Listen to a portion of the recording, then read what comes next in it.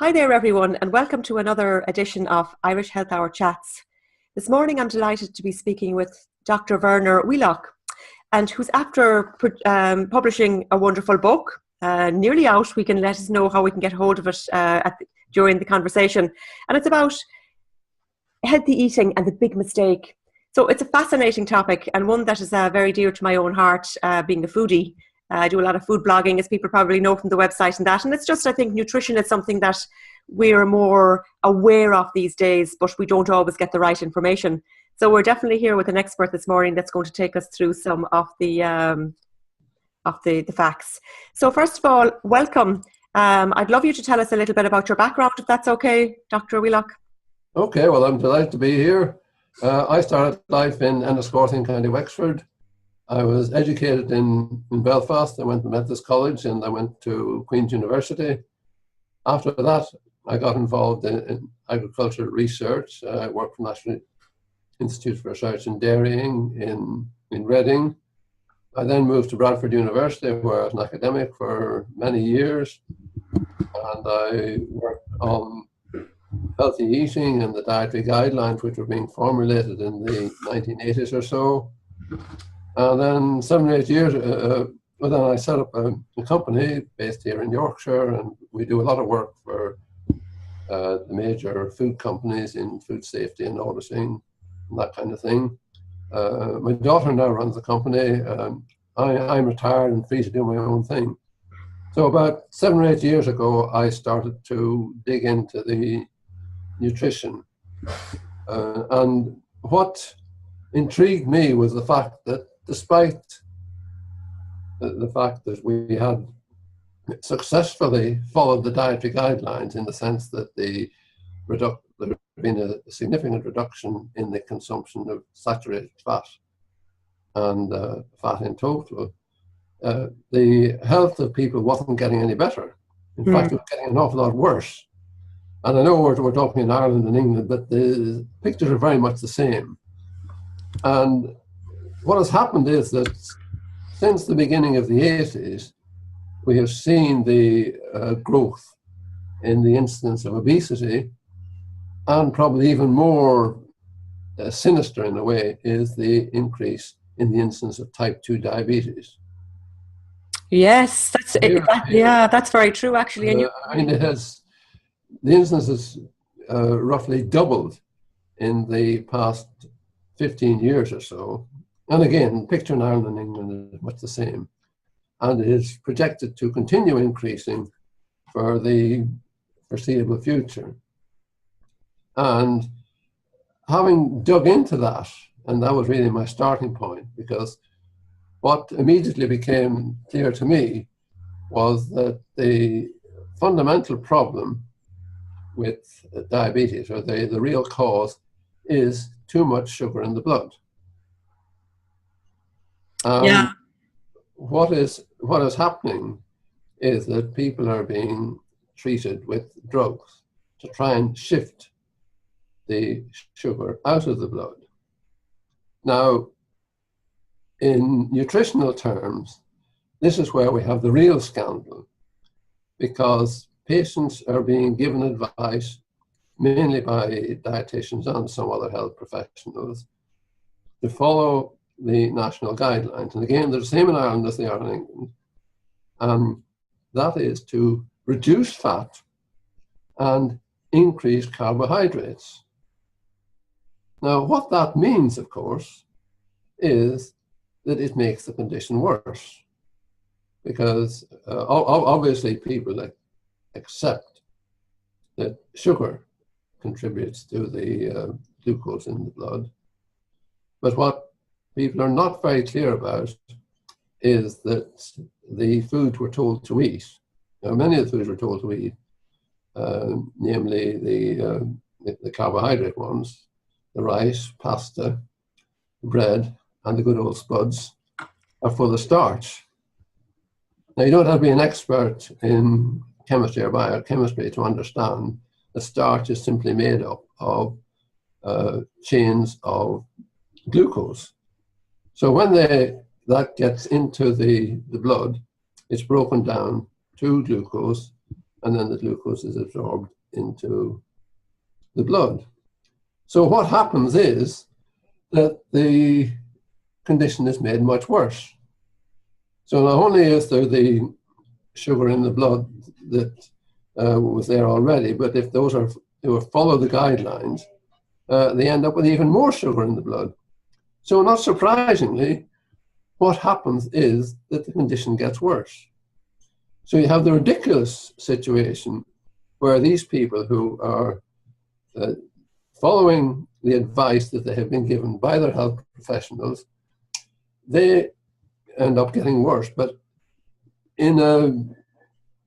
if they're unfortunate, that means that they go blind or they end up in hospital having their feet chopped off. Wow. It is absolutely appalling. Now, let me give you an analogy just to help people understand it.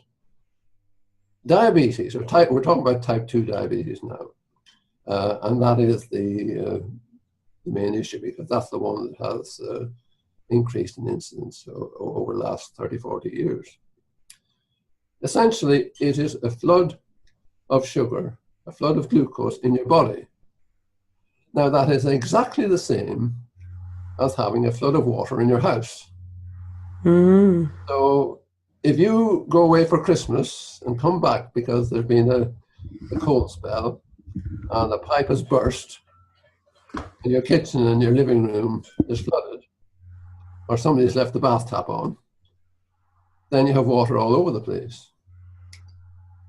Now, anybody with any wit is going to turn off the water coming in.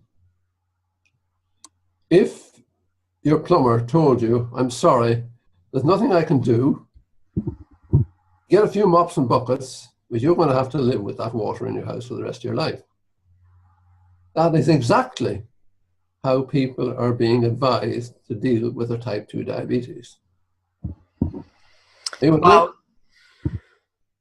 And yet, the obvious thing to do is to stop the sugar coming in. Mm. And in order to do that, you have to reduce the amount of sugar you're consuming, but also you have to reduce your carbohydrates.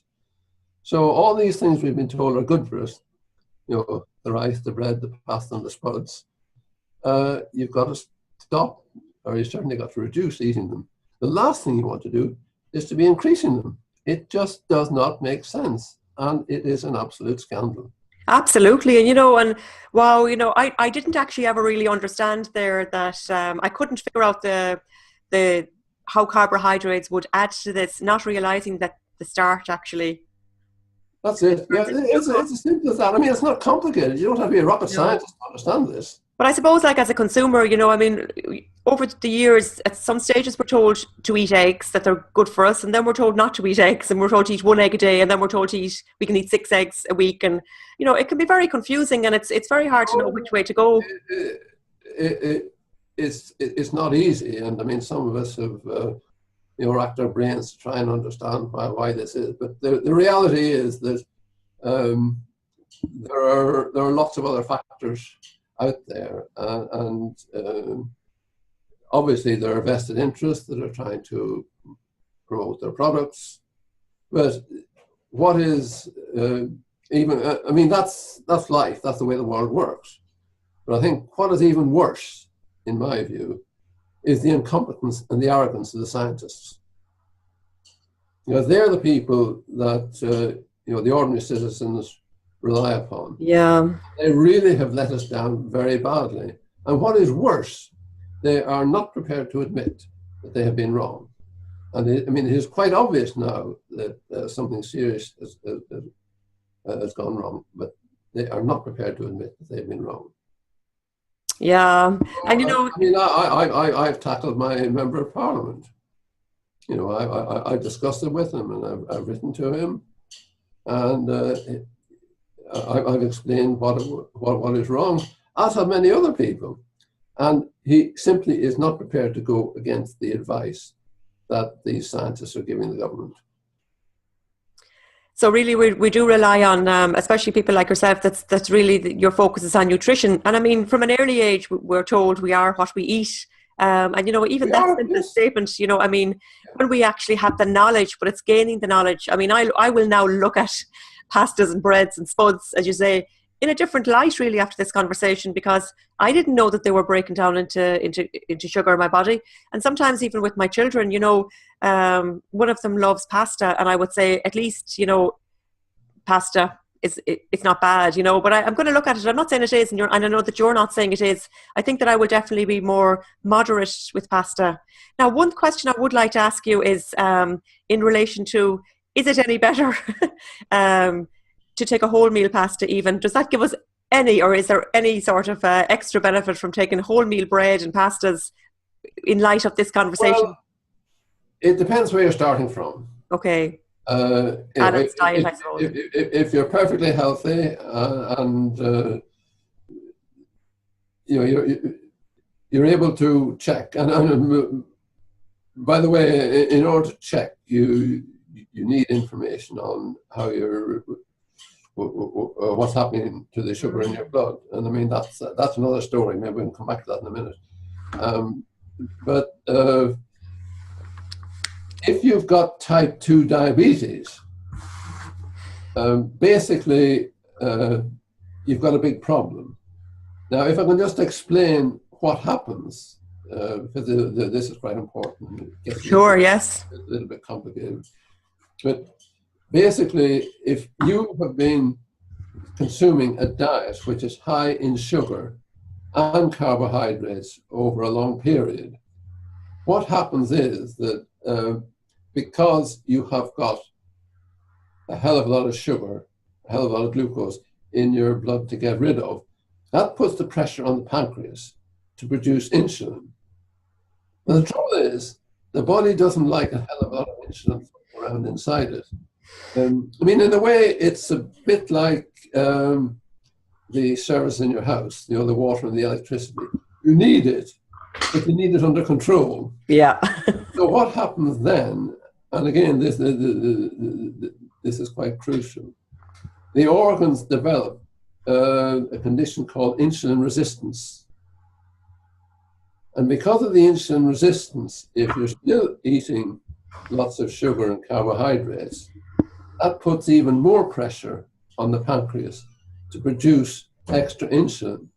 So basically, over a period of time, what happens is that the demand on the pancreas for insulin production builds up and builds up and builds up. And that can go on maybe for 10 or 15 years. And the poor old pancreas is doing its best to keep the blood sugar under control. And then eventually, bang, the whole thing blows up. And it's only at that point that type 2 diabetes will be diagnosed, because that's when you've lost control, or your pancreas has lost control of the of the glucose in your blood. So it's only at that point that you will detect an increase in your blood sugar, and that's when your medics and your health professional will say, "Oh, this is bad news. You're now a type 2 diabetic." But what you have to remember is that situation has been building up for years and years. Right. And so therefore, you know, would you advocate then somebody at that stage? Yeah. You see, once you've got to that point, if you recognize what's wrong, the conventional treatment will be put you on drugs to deal with the sugar. In other words, it's the mops and buckets when your house is flooded. So the reality is you've got to cut off the supply. So if you're in that situation, then the answer has got to be to reduce your sugar and your carbs in your diet as much as absolutely possible. Because your pancreas may still be able to produce a little bit of insulin, but obviously the less you're putting into the blood, then the less problems you have. Because the last thing you want is far too much glucose floating around in your body, because what happens is it sticks to the proteins. And in particular, when it sticks to the protein, to the hemoglobin, that's why your circulation is affected badly. Right. And it does lots of other nasty things as well. So the message is, for people who've got type 2 diabetes, reduce your consumption of sugar and carbohydrates as much as possible. Now, what I can go on and tell you is that we've got a little group here in Skipton where I live, and we've got people who have done that exactly. And what they find is that they improve considerably. Now, Great. it's a moot point whether they're cured, but there's no doubt that their health has improved significantly, and they are able to cope very well indeed. And of course, the reality is they've got off that treadmill, which otherwise could have ended up with them going blind and having their limbs chopped off. That's great that you have a focus group there in your hometown. And yeah, I mean, within weeks. Yeah, that's where the proof in the pudding is. Better. And the proof is, A, they feel better. B, a lot of them have been monitoring their blood glucose anyway and see that it's getting under control. And C, they need less drugs. Mm. And I mean, there is no question. I mean, we're just one example. There are hundreds or maybe even thousands doing the same thing exactly all over the world. I mean, we've got one GP in Southport near Liverpool, Dr. David Unwin, is having tremendous success. And he is doing exactly that. And he's finding that the people are improving. And in his practice, the costs of the drugs he is prescribing have gone down by at least £40,000 a year. Wow, that's incredible. That's incredible, isn't it? It's great to hear stories like that. Yeah. I mean, there's no question about it. Yeah. So what would you suggest to somebody like, it's all very well for us now to be armed with this information and that, but like, let's say we do find ourselves in a situation where we're on drugs for, prescribed drugs for a type 2 diabetes, as well as looking at our diet, would you advocate people to actually talk to their GP and see if if they got other advice for them, or what would you say to people about that? It's certainly worth trying. I mean, what we find is that there are some who just will, who won't believe them. But I mean, what we are finding is that there are people popping up all over the country within the National Health Service who are prepared to look at this. And I think to begin with, there was some reluctance because they were afraid they'd be going against the national guidelines and all the rest of this and might be in trouble. But the fact is, Dr. Unwin himself has received a national NHS Innovation Award. So I don't think there's any need to worry about that at all. And really, they ought to be operating in the best interest of the patients. Yeah, for sure. Well, that's good. It's great to hear that there are some GPs out there who are willing to take a look at it. So also, could you talk to us a little bit about, we spoke about cholesterol there, about cholesterol. I mean, we were told previously too about cholesterol and heart health, cardiovascular health. So can you let us know your take on this as well? Yes, well, this is another fascinating one, partly because sometimes people with diabetes are told that they've got high cholesterol and we ought to put you on statins anyway, just to be sure.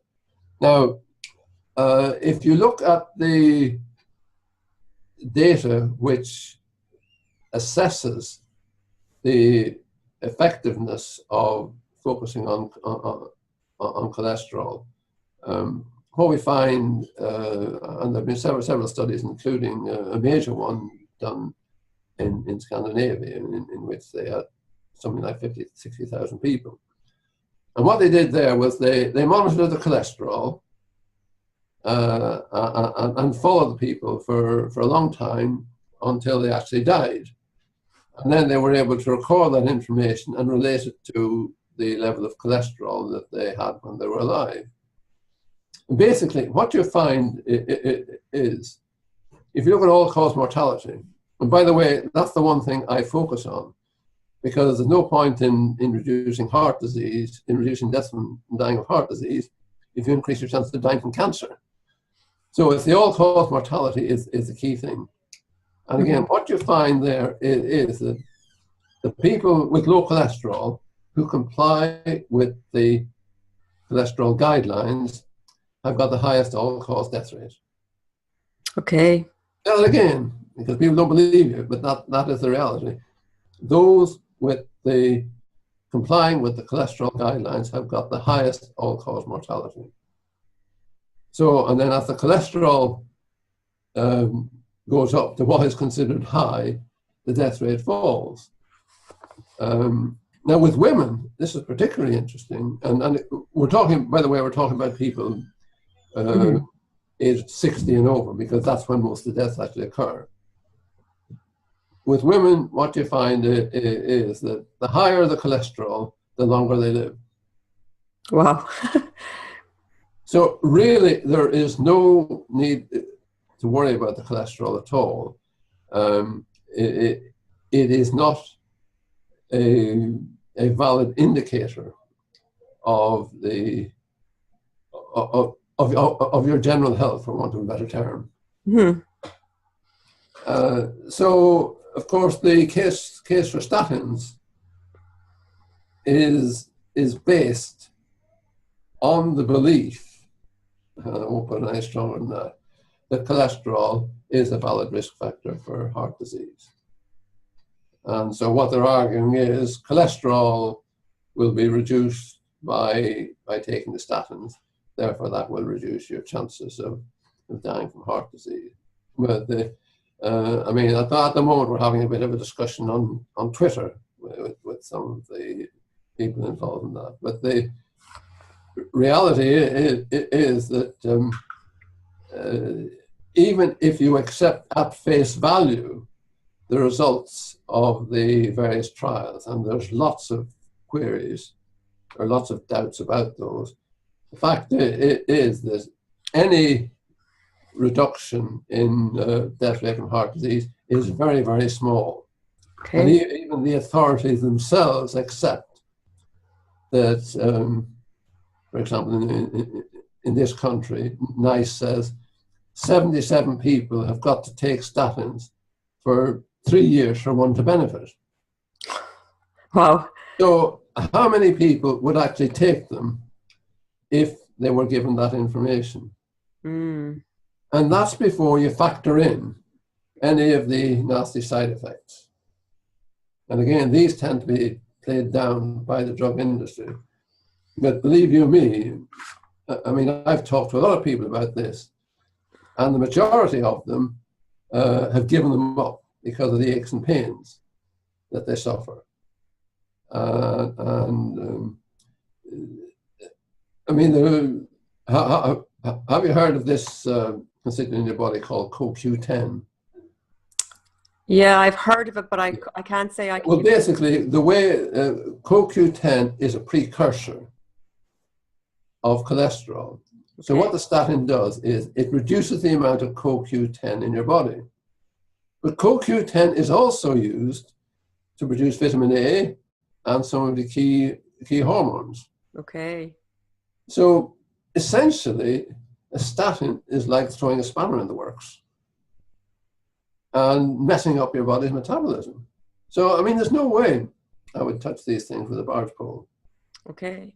Yeah, it's great to be armed with the information. So if somebody it's all there. It's all there. So it's all in your book too, Health Yes, Eating, yes. The Big Mistake. So what can what is this conversation discussed in your book? Oh, it is, yes. Great. Yeah, it's all there. So you talk about cholesterol, you talk about type 2 diabetes. Is there anything else that any of the other of the... Yes, well, I also do a little bit on cancer and Alzheimer's, and we touch on obesity. I mean, again, if we can just revert for a minute to the insulin. Sure. I just mentioned that as the if you're eating a lot of sugar and carbohydrates, then you produce a high amount of insulin, and that causes what's called insulin resistance, Mm-hmm. which can occur in organs all over the body. Now, insulin resistance is particularly crucial because that's what can lead to further damage, to inflammation, which in turn can lead to other chronic diseases. So, I've likened insulin resistance as a key concept to, DNA for genetics, Okay. in relation to diet and various diseases, because that's the critical factor. So if we come back to diabetes for a minute, even if your pancreas doesn't blow up and you don't get type 2 diabetes, the fact that you're producing such a lot of insulin can lead to damage in other organs, which eventually can show up as cancer or heart disease or Alzheimer's. Wow. It's common to all of these. So all this business, and of course to obesity. So all this business about obesity causing type 2 diabetes and all the rest of it, it's just a load of rubbish, because the common factor is the insulin resistance, and that of course takes you back to the amount of sugar and carbohydrates that you're consuming in your diet. So interesting. I mean, for years it was all about fats and saturated fats and unsaturated fats, and we seem to have been, and I'm sure they're all still valid. Well, nutritionally, we need to look at. The reality, Dolores, is that the case for reducing fat was never made properly. Okay. And that was pushed through to some extent on political grounds and by people who didn't know any better. And it mainly came from America.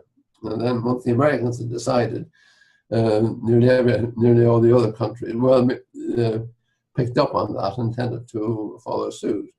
But the reality is that certainly the case for reducing saturated fat was never justified.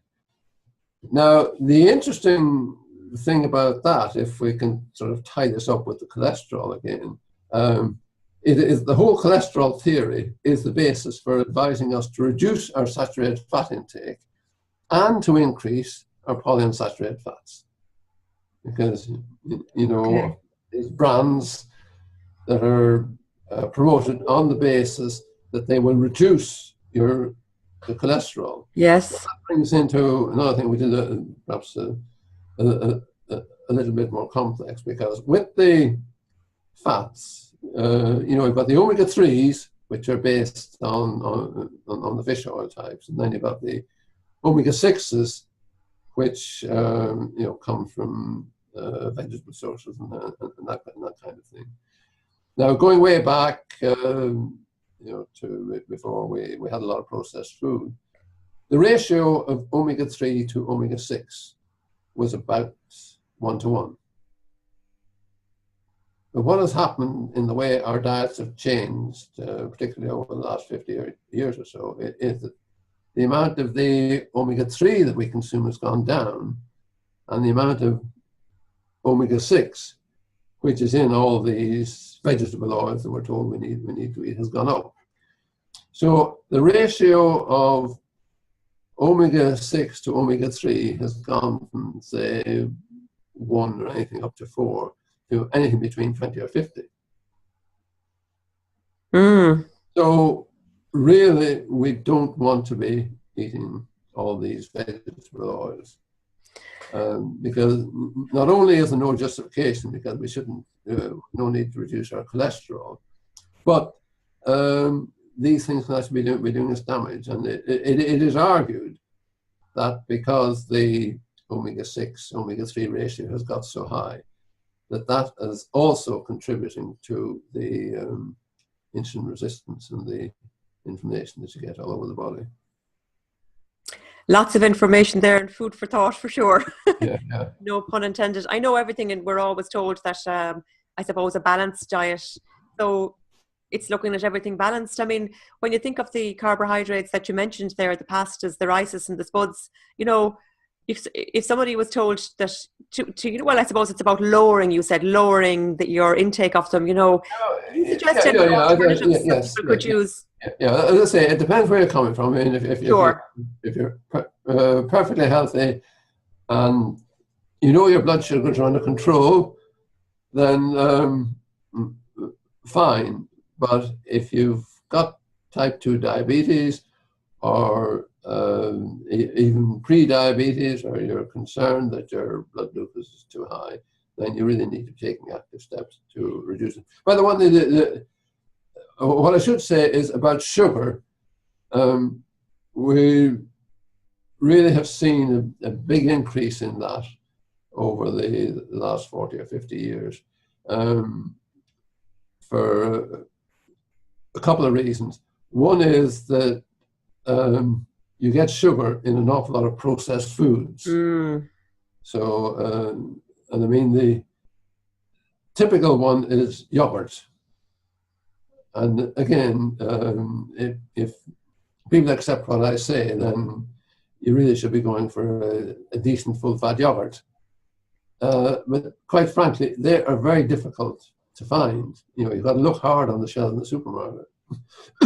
And the trouble is, you see, that what they have done is, in order to get all these low fats that they want to promote, they take out the fat, which is good, and they put in sugar and or sweeteners. That just makes it worse.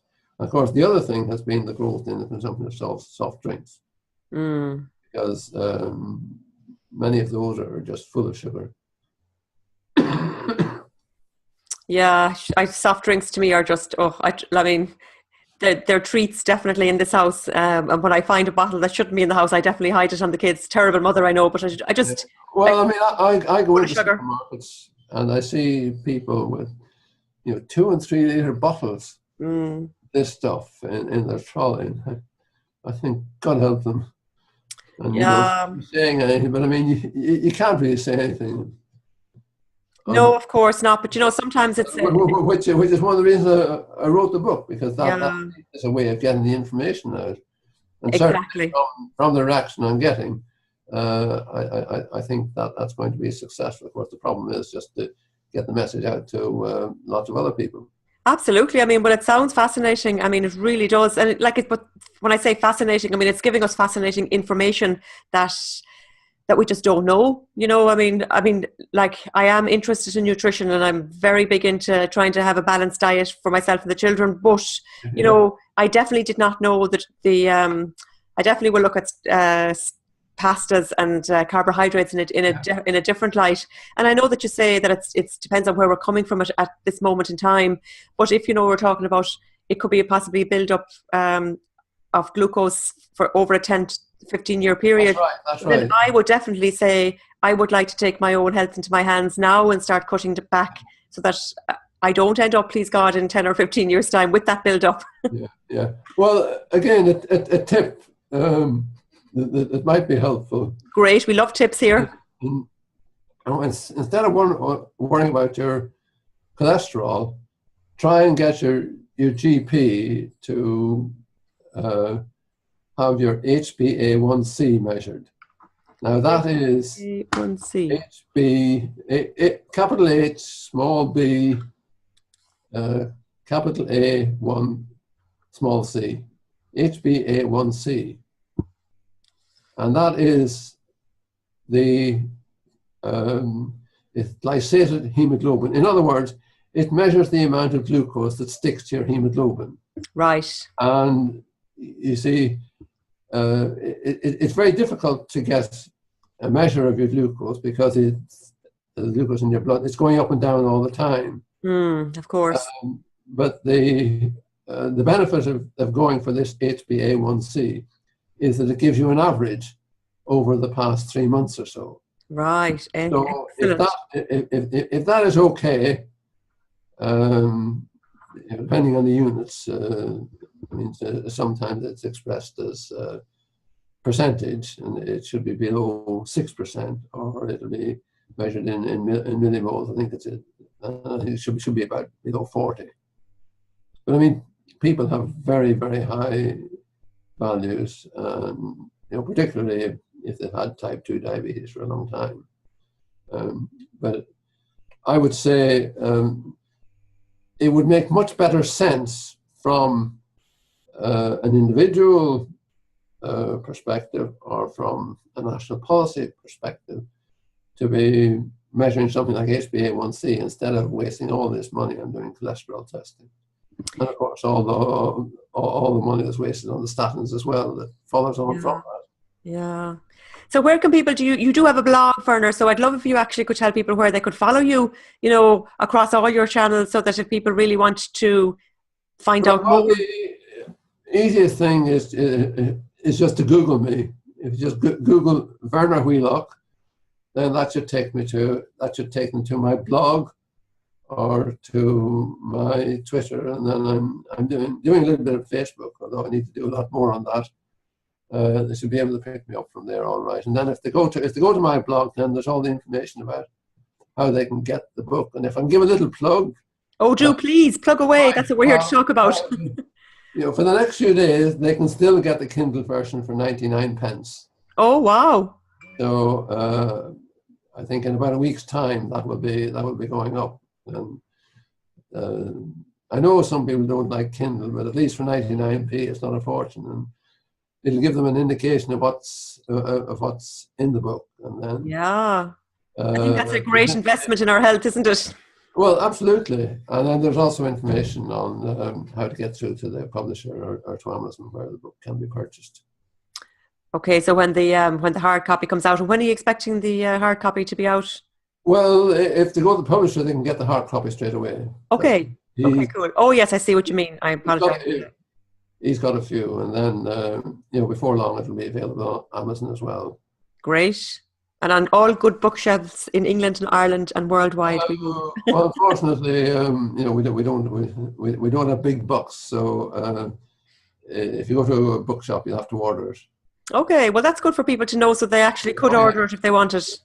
Yeah. If you don't like Amazon, then they can go to the bookshop, or they can go directly to the publisher. Right. Okay. Great. And who's your publisher? Pardon? Who's your publisher? It's Columbus, which is run by. Do you know Zoe Harcombe? No. Well, Zoe Harcombe and her husband Andy. Zoe is very active in this field as well. Has published several books herself in this area, and is certainly very well known. Well, I'll certainly put up links to your blog and your Facebook. So that's your profile on Facebook, and your I suppose your blog is the best thing, really. And also, of course, letting people know that the book is available on Kindle for just 99 pence. I mean, it's, fair play to you. Yeah. And as word spreads, then I mean, it is all about awareness, isn't it? And getting your name out there. I mean, the thing is, it makes such sense. And I mean, the other thing is that I can guarantee anybody who tries it will know if it's going to work within a week or two.